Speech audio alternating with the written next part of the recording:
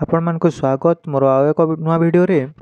आज आम +3 third semester आउ एक एकक जहाँ होउछि ओडिया लिपिर ऐतिहासिक विवर्तन एही एककर केतेगुडी संक्षिप्त उत्तरमूलक प्रश्नोत्तर को आलोचना करिबा। तो आज प्रथम प्रश्न होउछि लिपि काहाकु कुहा जाय। ध्वनि उच्चारण सापेक्ष। बिना उच्चारण रे ध्वनिर प्रकाश संभव नुहे। ध्वनि हेउछि शब्द किंतु सबु शब्द ध्वनि नुहंती। प्रतिटी ध्वनिर उच्चारण पाई वर्ण बा लिपिर साहाय्य नेबाकु हुए।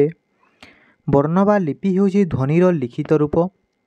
ध्वनिर लिखित रूप हेउछि लिपि बा अक्षर। जहाँ अक्षर नुहे से हेउछि अक्षर।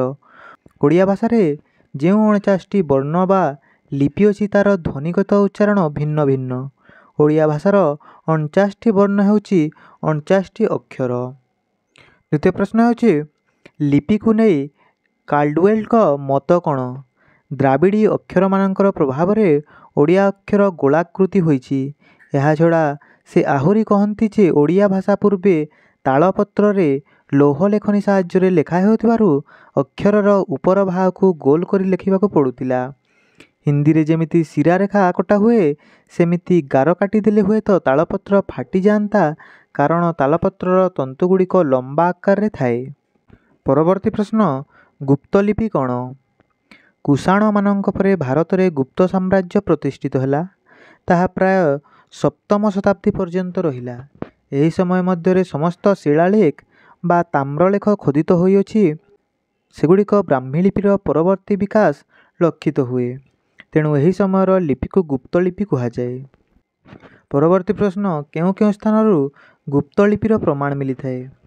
गंजाम जिल्लार जौगड़ सुमंगल ग्रामरु प्राप्त धर्मराजंक ताम्रपत्र और बालेश्वर जिल्लार सोरठारु राजा शंभुजमंक ताम्रपत्र, पुरी जिल्लार कणास ठारु प्राप्त कणासपत्र रे गुप्तलिपि व्यवहृत हेबार प्रमाण मिलिछि। परवर्ती प्रश्न प्रत्नबंगीय बा प्रोटो बेंगली शिलालेख केउठारु मिली अछि।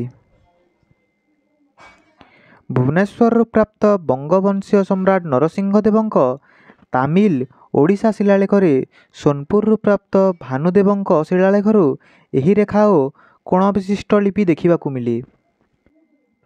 आजिर अंतिम प्रश्न होछि पत्न ओडिया लिपि काहाकु कुहा जाय। गंग सम्राट नरसिंह देवंक दानपत्र रे व्यवहृत तथा कथित प्रत्नबंगीय लिपिर उपरी भाग सामान्य मोड़ी होई जेउ लिपिर सृष्टि होइतिला ताहाकु प्रत्न ओडिया लिपि कुहा जाय पारे। अवश्य सेतेबेले ओडिया संपूर्ण परिस्फुट हेबा पई आहुरी अनेक समय बाकी थिला। आजिर वीडियोटी ए पर्यंत थिला। जदि आपण माने नुआ करी मो चैनल टी कहिसंती दया करी चैनल टी को सब्सक्राइब कर दियंतु, वीडियो को लाइक और शेयर कर दियंतु।